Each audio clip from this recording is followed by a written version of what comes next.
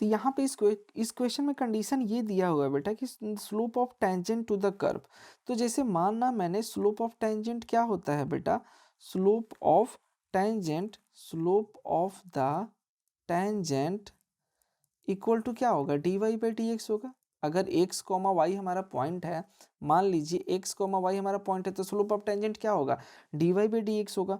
अब इसमें दिया हुआ है बेटा according to given condition, according to given condition, condition क्या दिया हुआ है बेटा, इसके क्वेश्चन के according d y by d x plus 5 equal to x plus y. ठीक है, यही दिया हुआ है बेटा। अब हम क्या करेंगे, d y by d x, d y by d x minus y is equal to x plus 5। हमने ऐसा क्यों किया, अभी मैं आपको बताता हूँ। देखो सबसे पहले हम क्या करेंगे बेटा, हमारा जो स्टेप 1 है, स्टेप 1 में हमें क्या करना है, ध्यान से देखो, स्टेप 1 में हमें क्या करना है, d y by d x plus p y equal to q. अब हमें इस फॉर्मेट में हमें क्वेश्चन को प्रेजेंट करना है, और यहाँ से हमें क्या फाइंड करना है, find P and Q, P और क्यू की वैल्यू हमें फाइंड करनी है। ठीक है, पी एंड क्यू की वैल्यू हमें फाइंड करना है।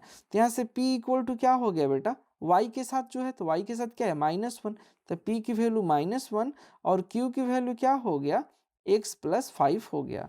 तो पी एंड क्यू की वैल्यू हमारे पास तो आ गई। अब हम क्या करेंगे, स्टेप 2 में चलेंगे। तो स्टेप 2 में हम इंटीग्रेटिंग फैक्टर फाइंड करेंगे। क्या फाइंड करेंगे बेटा, इंटीग्रेटिंग फैक्टर फाइंड करते हैं। तो चलिए स्टेप 2 में देखते हैं बेटा। सबसे पहले स्टेप 2 में इंटीग्रेटिंग फैक्टर फाइंड करेंगे। तो इंटीग्रेटिंग फैक्टर का क्या फार्मूला है, I F is equal to E के power P into D X. E के पावर क्या होगा बेटा, पी इंटू डी एक्स होगा। तो हम यहाँ पे लिख सकते हैं ई के पावर पी की वैल्यू कितना है, -1 इंटू डी एक्स हम लिख सकते हैं। ठीक है, मतलब हम ये भी लिख सकते हैं E to the power minus D X, मतलब E to the power -x, यही हम लिख सकते हैं, क्योंकि इसका इंटीग्रेशन क्या होगा, -x होगा। तो यहाँ पर इंटीग्रेटिंग फैक्टर क्या हो गया बेटा, यहाँ पर अगर आप ध्यान देंगे तो इंटीग्रेटिंग फैक्टर क्या हो गया, ई टू द पावर -x आ गया। ठीक है, ये हमारा इंटीग्रेटिंग फैक्टर हो गया। अब हम बात करते हैं स्टेप 3। तो स्टेप 3 में क्या करेंगे हम यहाँ पर, ठीक है, अब स्टेप 3 में क्या करेंगे, y into integrating factor, y into integrating factor is equal to, हम यहाँ q into integrating factor into D x plus C, हम यहाँ पर ये इक्वेशन में पुट करेंगे, यही हमारा मेन इक्वेशन है। ठीक है, तो अब यहाँ पर हमें क्या करना होगा, इंटीग्रेटिंग फैक्टर की वैल्यू पुट करनी है q, और इंटीग्रेटिंग फैक्टर को मल्टीप्लाई करना है, और अगेन इंटीग्रेशन सोल्व करना है बेटा। ठीक है, तो चलिए हम देखते हैं, y इंटू इंटीग्रेटिंग फैक्टर कितना है, E to the power x is equal to Q की वैल्यू कितना है, Q is equal to x plus 5 into integrating factor क्या होगा, E to the power -x into D x plus C. अब इसको हम सोल्व करेंगे, और इसको हम, वही हमारा फाइनल आंसर होगा।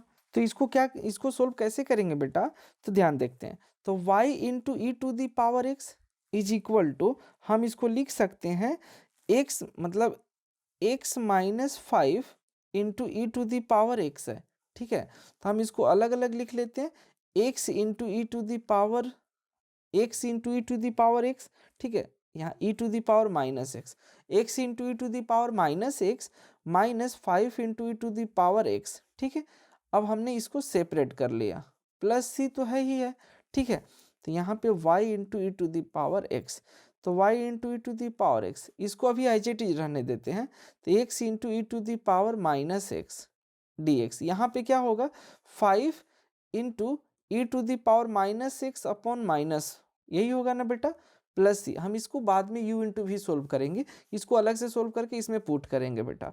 तो y is equal to e to the power, sorry, e to the power -6 है ना, तो यहाँ पर क्या होगा, x into E to the power -6 dx minus minus क्या होगा बेटा, plus 5 e to the power -6 होगा, यही होगा, प्लस सी।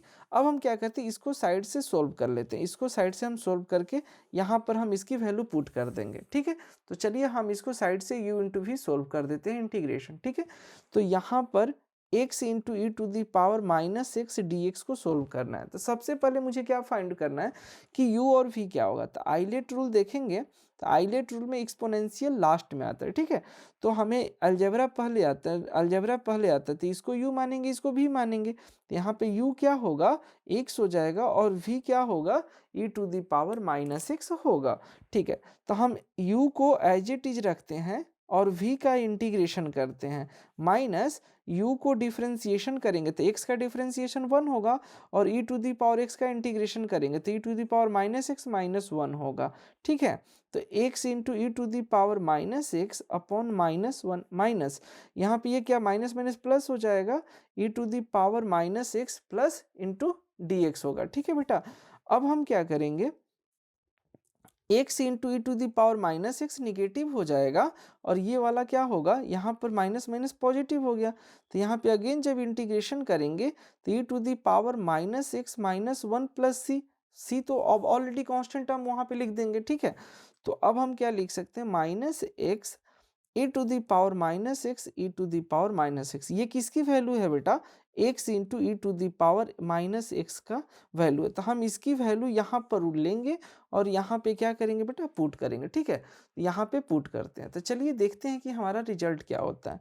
तो मतलब y into E to the power minus x is equal to X into, इसकी जगह पे हम डायरेक्ट लिख देते हैं minus x E to the power minus x E to the power minus x plus 5 into E to the power minus x plus C हो जाएगा, ठीक है। और यही हमारा क्या होगा, ये हमारा मेन इक्वेशन हो जाएगा। अब यहाँ पर कुछ कंडीशन मुझे दिया हुआ है, ठीक है। अब यहाँ पर क्या दिया हुआ है, कुछ कंडीशन दिया हुआ है कि अगर मान लीजिए यहाँ पे कंडीशन ये दिया हुआ है, पॉइंट पे दिया हुआ कि जो कर्व है वो पास कहाँ से हो रहा है, तो जो जो कर्व बेटा पास हो रहा है 0,2 से हो रहा है, कहाँ से हो रहा है 0,2 से पास हो रहा है। तो वहाँ x इक्वल टू 0 हो गया और y की वैल्यू क्या हो गई 2 हो गया। तो इस इक्वेशन 1 में जहाँ x है वहाँ 0 पुट करेंगे और y है वहाँ 2 पुट करेंगे। ऐसा करने पे c की वैल्यू आएगी, और c की वैल्यू आएगी फिर यहाँ पे पुट कर देंगे, वही हमारा आंसर होगा। तो चलिए x की जगह पे 0 और y की जगह पे 2 पुट करते हैं। तो y की वैल्यू यहाँ पे 2 into E to the power minus 0 equal to minus 0 into E to the power minus 0, ठीक है, minus E to the power minus 0 plus 5 into E to the power minus 0 plus C. तो यहाँ से 0 1 हो गया, तो 2 किसी भी चीज़ का पावर 0 क्या होता है 1 होता है बेटा, ठीक है। तो ये भी 0 minus 0 into 1 minus 1 plus 5 into 1 plus C. तो हम यहाँ लिख सकते हैं 2, ये भी 0 माइनस 1 प्लस 5 कितना होगा बेटा, माइनस 1 प्लस 5 प्लस सी। तो यहाँ से सी की वैल्यू क्या होगी, यहाँ 4 होगा, उधर जाएगा तो माइनस 2 हो जाएगा। तो सी की वैल्यू क्या आ गया बेटा, माइनस 2 आ गया, ठीक है। अब सी की वैल्यू माइनस 2 आ गई तो इसको मेन इक्वेशन में पुट कर देंगे, वही हमारा आंसर होगा। तो मेन क्या होगा, y into E to the power minus x is equal to minus x E to the power minus x E to the power minus x plus 5 into E to the power minus x plus यहाँ पर minus 2 सी के जगह पे हमने put कर दिया, और यही हमारा फाइनल इक्वेशन हो गया, और यही हमारा फाइनल आंसर है। इससे आसान सॉल्यूशन और कहीं नहीं।